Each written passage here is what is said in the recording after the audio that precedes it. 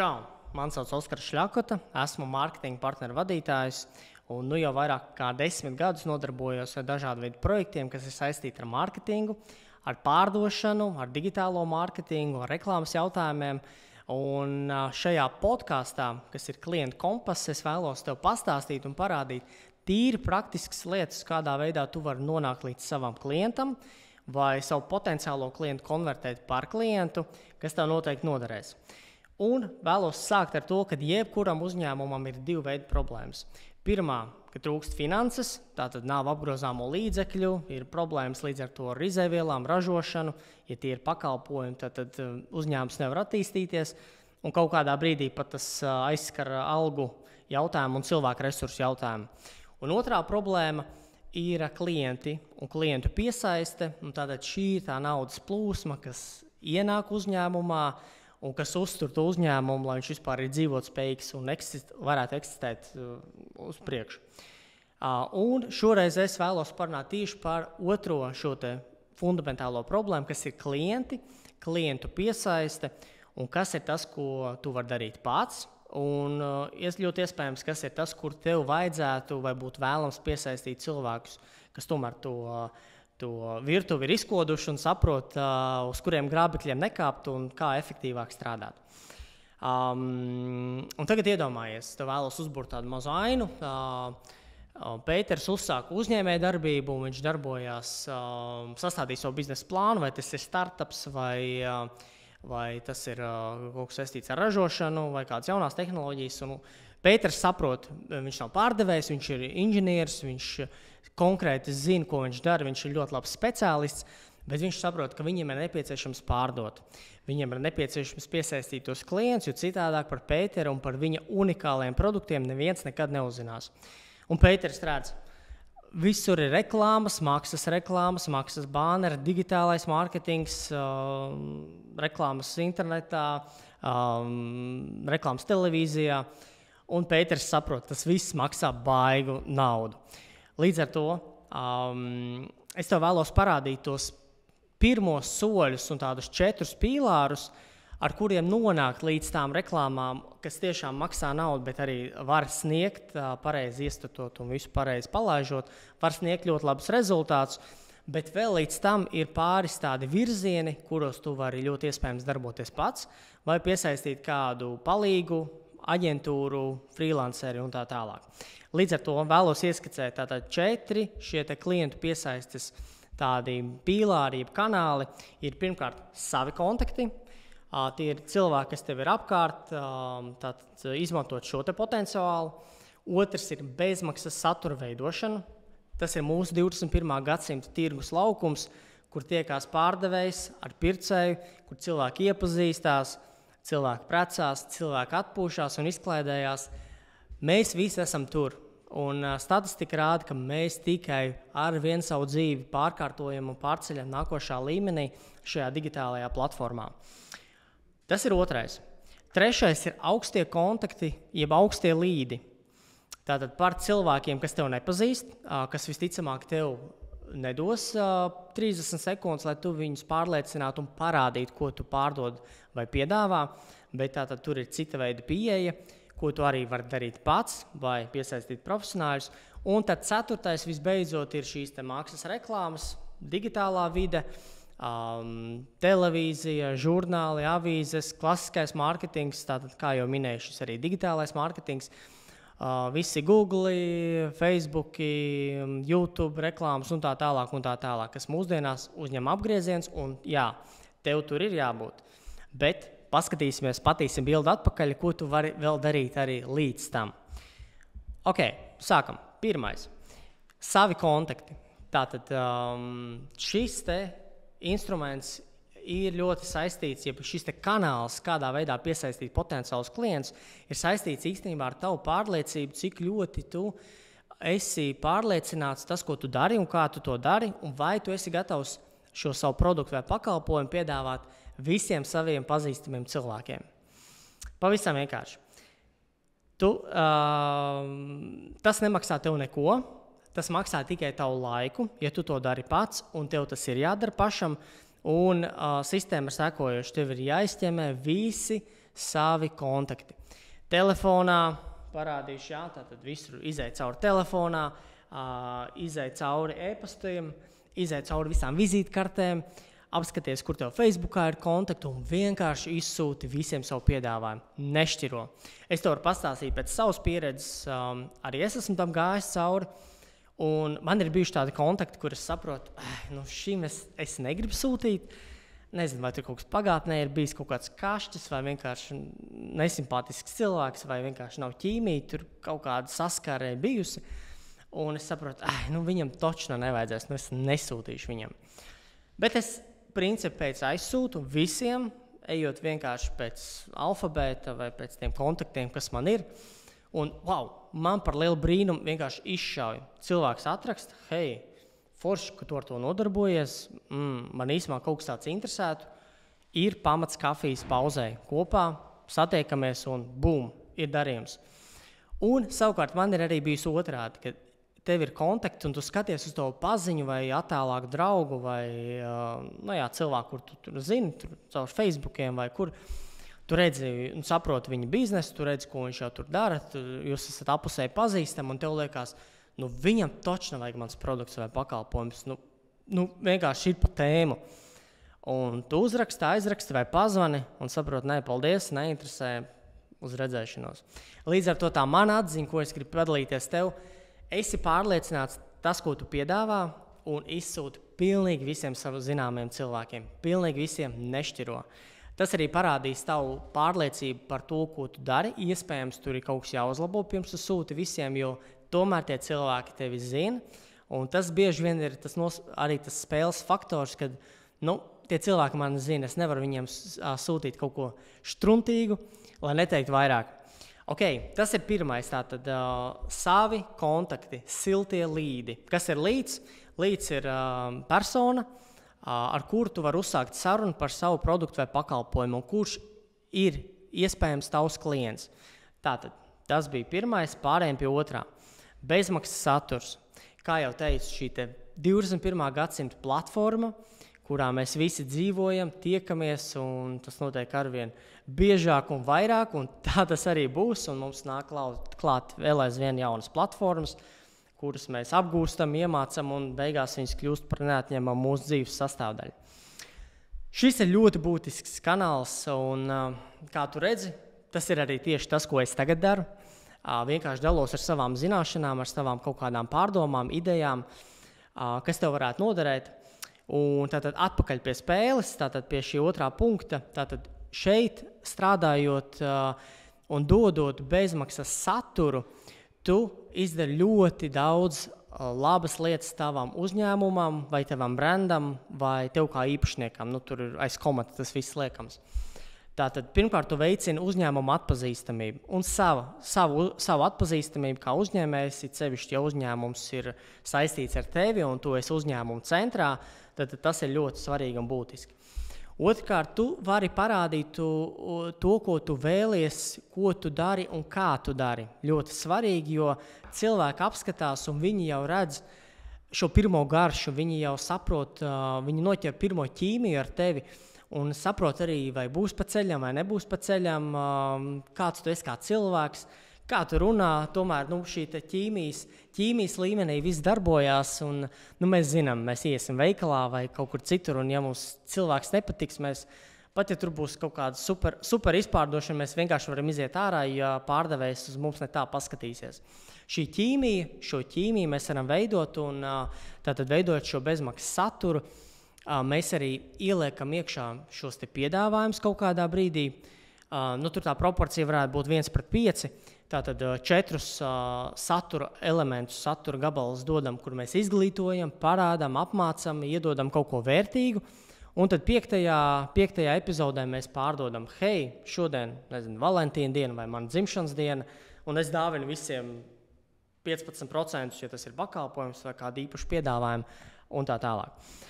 Un šī darbošanās sociālos tīklos arī ļoti pastiprina visu pārējo reklāmas kampaņu un aktivitāšu efektivitāti. Līdz ar to tas ir kā būsteris, Es gribētu teikt, un pēc tās vispār pasaules pieredzes, ir veiksmīgi, var izsisties, ka tikai ar sociālajiem tīkliem var pārdot, bet tur tomēr jābūt kaut kam ļoti unikālam vai unikālai personībai, kā tas tiek iznests.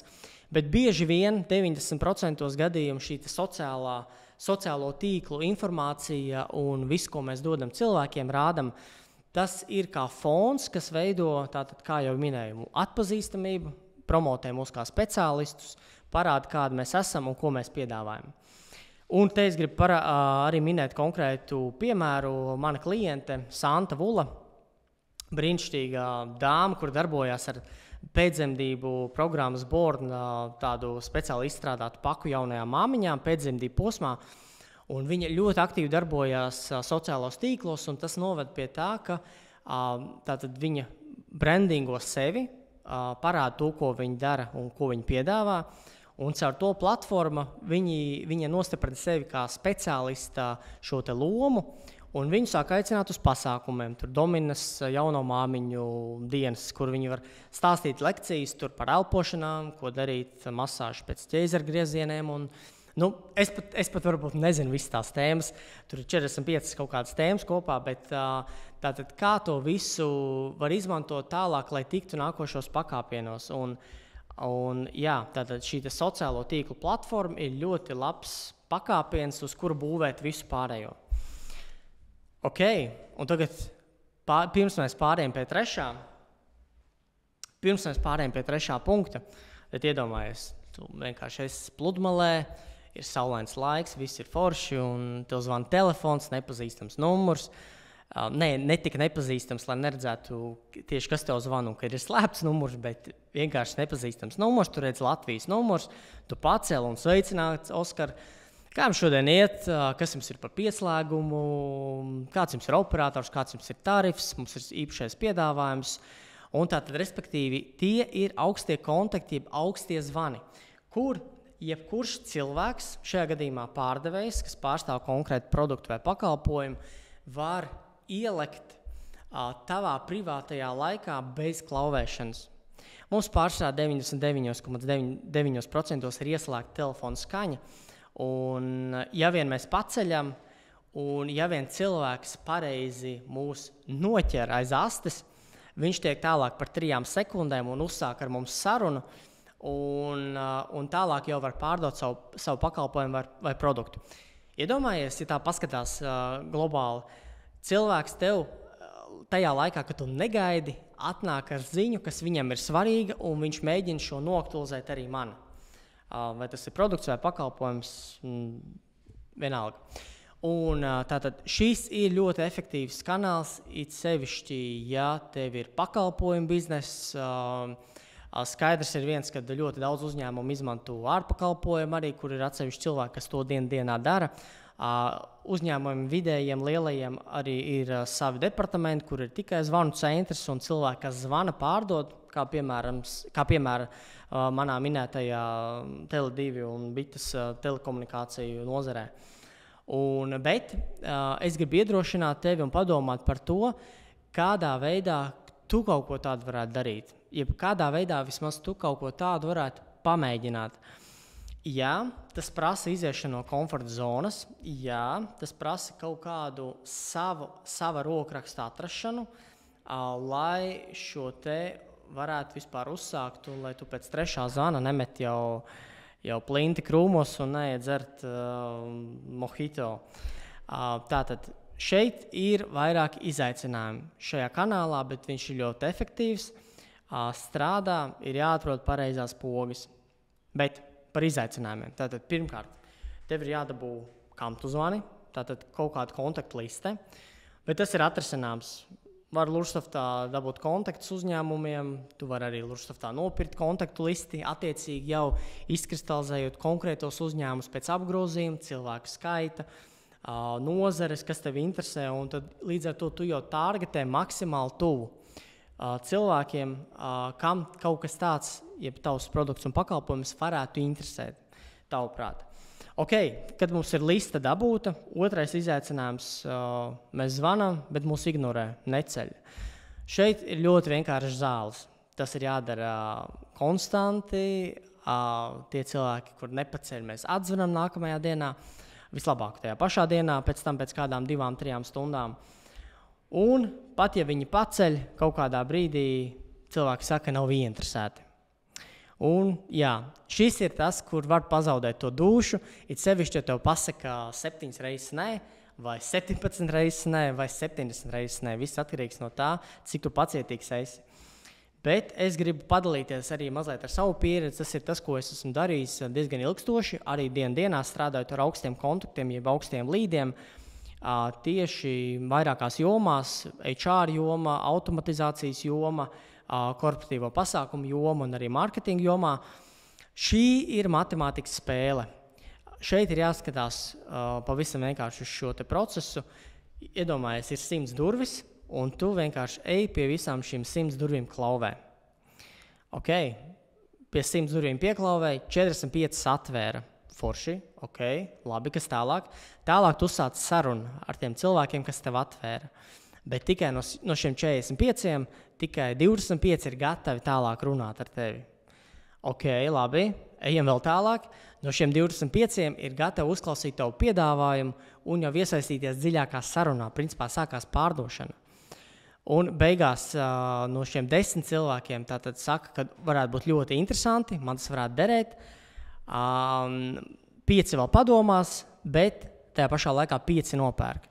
Līdz ar to es gribu teikt un ilustrēt, ka šī ir matemātikas spēle, un jo tu vairāk nedabūsi, jo tu ātrāk tiks pie savu jā. Tas strādā, es, kā jau teicu, pats ar to ikdienā daudz esmu nodarbojies, un tur ir vienkārši rakšanas vaina.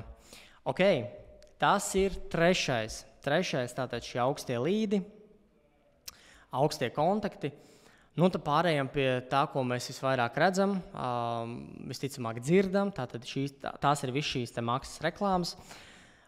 Un tātad skaidrs ir viens. Tātad primāri mums ir jāsaprot, kas ir tavs produkts, kas ir tavs pakalpojums, kāda veida auditorija mums ir nepieciešama, jeb kas ir tā tuvākā auditorija, lai mēs varētu strādāt un pienest maksimāli tuvu šiem potenciāliem klientiem, kas varētu tālāk konvertēties par klientiem.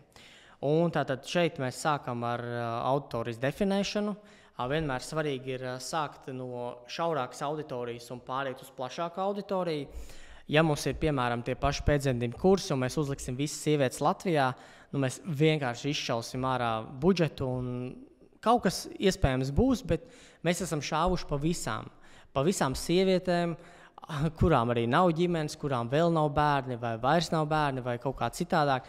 Līdz ar to auditorijas definēšana un kā mēs viņu notargetējam ir ļoti būtisks punkts, un es pat teiktu 45% veiksmes stāsts šajā te visā. Tālāk, protams, ko mēs dodam, kas ir tas piedāvājums, un te ir ļoti būtiski domāt, kas ir, vai tev ir produkts vai pakalpojums. Ja tev ir pakalpojums, tur ir īpaši jādomā, kurā brīdī mēs ceļam šo te vērtību, un tikai tad piedāvājam cenu, lai klientam nav tā, ka viņš ierauga, ka tur ir konsultācija, finanšu konsultācija maksā 2000. Un tu jau ieraugi tos 2000 un saka, paldies, man nevajag, es atkal eju tur atpūsties. Ja? Ja tas ir produkts, tad savukārt tur ir cits spēles noteikumi. Mēs redzam un zinām e-komercijā, mums ir svarīgi salīdzināt, saprast, šīs matu fēns pie šī pārdevēja maksā tik, savukārt pie šī tik, skatos piegādes cenas, atkal matemātika, galā rezultāts ir viens un tas ir tas pats matu fēns, vienkārši caur kuru kanālu viņu nopērku, bet pa lielam viņš ir ražots pie konkrētā ražotāja, un tad arī nonāk mūsu rīcībā. Un tātad mūsu reklāmas ziņojums, kā mēs to sapakojam, kā mēs to pasniedzam, un tātad strādājam, tātad, vai tas būtu produkts vai pakalpojums, mums jāstrādā pie tā, lai mēs celtu šo te vērtību produktam, un attiecīgi varētu dot arī parādīt, ko tas maksā, kad, hei, te ir tās šūpols, un hei, te ir tik daudz ieguvumu, un tas maksā tikai tik, ok, aiziet, es ņemu. Pārdod man, slēdzam darījumu. Un, tātad šeit es arī gribu pastāstīt tādu vienu piemēru arī no prakses savas. Man viena kliente kas darbojās pasākumu industrijā, tieši saistībā ar bērnu pasākumu industriju. Viņai ir atvērsies forša tāda koncepta bērnu pasākumu ballīšu vieta, kas ir bufete bērniem. Tātad īsi smaržai, tātad bērni var tusēties, tur svinēt dzimšanas dienu, un viņiem ir visādi veidi aktivitātes. Viņi paši sev pagatavo tur ēdienus, saldos, viņi izlozē, ko viņi taisīs, un viņi to visu dara, ir iesaistīti, priecīgi, ar emocijām pārpilni, un ir bijusi superīgākā dzimšanas diena. Un tātad uztaisot, piemēram, kampaņas metā, kas mums arī bija, mēs varējām dabūt ārā ar salīdzinoši nelieliem budžetiem, tur 10, 15, 20 eiro dienā manevrējot ar tādiem meta budžetiem, mēs dabūjām ārā 50, 60 potenciālus ieinteresētus līdus, tātad klientus, potenciālos klientus, kuriem atlika iedarbināt šo trešo punktu, kas ir augstie zvani. Tātad, šajā gadījumā pat tas nav augstais zvans. Zvans, tā ir silta publika, un vienkārši novest līdz galam, atbildēt uz jautājumiem, pārliecināt, pastāstīt, varbūt, kad ir aktuāli, kad ir bērnam dzimšanas diena, pazvanīt, atzīmēt savā CRM sistēmā, tātad klientu sistēmā, pazvanīt pēc pusgada vai kā. Un, attiecīgi, ar šiem te maksas instrumentiem es gribu ieskicēt, ka ir iespējams dabūt ārā labus rezultātus, bet ir svarīgi tātad auditorija, saprast, kur mūsu auditorija dzīvo, kas ir mūsu piedāvājums, kā mēs viņu pasniedzam, iesaiņojam, kā mēs viņu pārdodam, un gal galā, kā tur atkarībā no produktu vai pakalpojumu, tur ir savi varbūt soļi, bet tātad, kā mēs nonākam līdz konvertācijai no potenciāla klienta uz klientu. Jā, tā kā es gribu šie te 4 elementi, 4 tādi pīlāri, ar kuriem tu pats jau vari darboties noteikti kaut kādā līmenī. Kaut kādā līmenī iespējams tu saproti, ka hei, tev ir vajadzīga palīdzība, tev ir kāds freelancers vai tev ir laiks uzrunāt kādu aģentūru. Bet tātad šīs te visas investīcijas, kas ir laika investīcijas un finanšu investīcijas, mārketingā un reklāmā ir jāskata tieši kā investīcijas. Jo bieži vien, man runājot ar uzņēmumiem, uzņēmējiem, tātad vadītājiem, kaut kur ik pa laikam pasprūk, kad reklāmu mārketings tie ir izdevumi. Tie ir izdevumi, bez mazliet kurus var nogriezt un bez mazliet kuri nav vajadzīgi. Bet tās ir investīcijas, kur ieguldot 1 eiro, tu saņem pretī 2 eiro. Kur tu ieguldot 1 eiro, saņem pretī 7 eiro. Kur ieguldot 5 eiro, tu var saņemt pretī 50 eiro. Atkarīgs no nozares, no produktu pakalpojumu, bet tā visa ir investīcija, kurā var un vajag darboties. Līdz ar to, atgādināšu vēl vienreiz šos 4 pīlārus, kuros tu jau pats noteikti var darboties kaut kādā līmenī, un, ja tu saproti, ka tev jau vajag nākošais līmenis, nākošais pakāpiens, meklē palīgus. Tātad, pirmkārt, savi kontakti. Šim te uzdevumam nav derīguma termiņa, pat ja tu esi jau biznesā 2-3 gadus, un tu saproti, tu neesi izsūtījis visiem savu piedāvājumu, neesi izgājis visam savam Facebook kontaktiem cauri, dari to tagad. Tici man, tu būsi pārsteigts par rezultātiem.